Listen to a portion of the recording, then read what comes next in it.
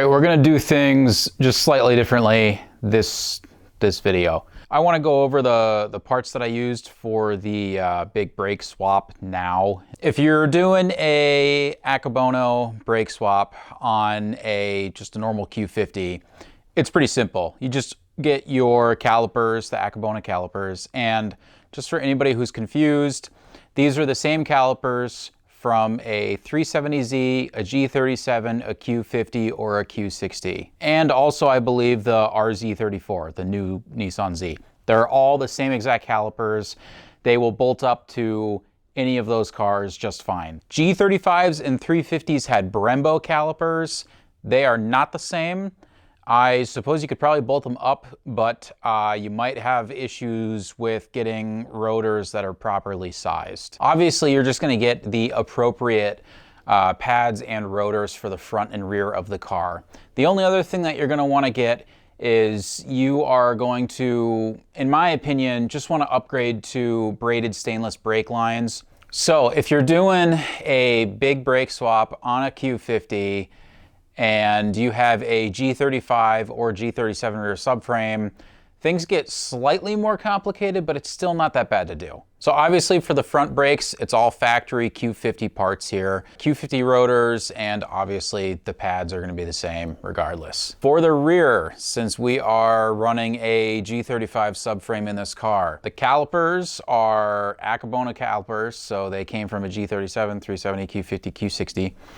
The pads and rotors came from a G37.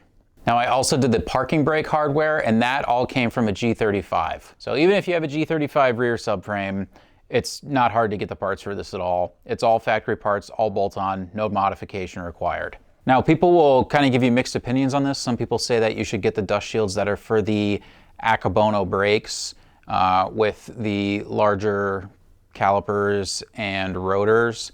I didn't do that. In the front, I did absolutely nothing and the brakes just fit, so there's no rubbing against the dust shields. If you need to kind of push the dust shields back in to the wheel well a little bit, that's fine. And then in the rear, I just cut the lip off of the dust shields that were on the G35 knuckles. So with that being said, let's just get on with the brake swap now. The only other thing that I need to do is replace a front wheel bearing, and I figured this was kind of the prime time to do that. So we're going to replace that along with the brakes.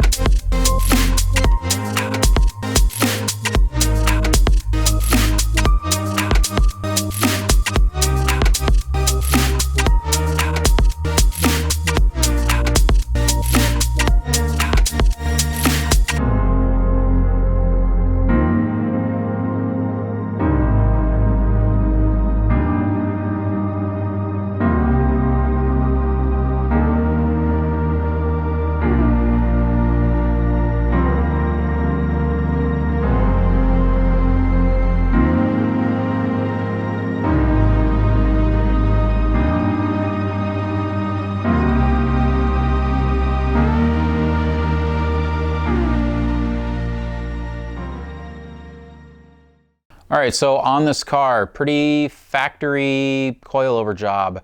Obviously, the rear is sort of a pain. You got to take out the back seats, and then you got to take out those brackets that hold the top of the back seats in place.